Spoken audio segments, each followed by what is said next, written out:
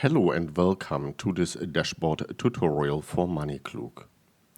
On the top right, you can select which account to include in the dashboard. Below that, you can select the time frame. The time frame affects everything on this page except the cash flow chart, which has a separate time slider. Then you got cards for balance, income, spending, and net. Now let's get into this a little bit further, because you might wonder, why is the net showing about $100 in minus, but on the cash flow it shows a much bigger difference? Now MoneyKlug has the concept of income, spending, and transfers. Transfers are essentially just moving money from one pocket to another. Sounds straightforward. But it gets a bit more complex when we look at mortgages. Let's look if we can find a mortgage in our transactions. There we got one. So when you set up a mortgage repayment in MoneyKlug, it automatically calculates how much of this is mortgage interest and mortgage principal. They are treated different. Mortgage interest is treated as a spending. You're spending it to the bank. Mortgage principal, on the other hand, is treated as a transfer from one account into another account. It is not counted as spending.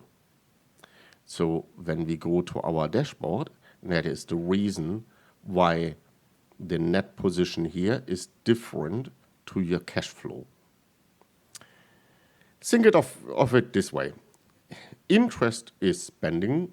Principal moves money from one asset into another. Net measures income versus spending. And balance shows how much money you actually have. So the cash flow is similar. The cash flow actually shows you how much you actually got in your account and how much you actually lost in that particular account that's shown on the dashboard. Then below, or before we go to the below, we included this little line here, which shows how much the balance has moved within that time period. So that one here then lines up with the cash flow. Below this, we got a donut chart with spending by category. And we can use this to drill into anything particular we want. Say, if we want to look at subscriptions and click on it, it then drills down into the subcategories. Then we got a monthly income versus spending chart for the last 6 months.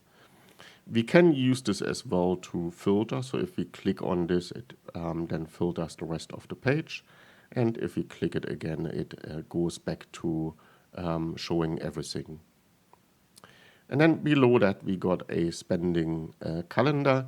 The spending calendar shows you by day when you were spending money and days without spending anything. And then the last one is the largest expenses. So again, it shows only expenses. It doesn't show transfer between accounts. So that is pretty much everything for the dashboard. Thanks for watching. MoneyKlug. Track the past, model the future.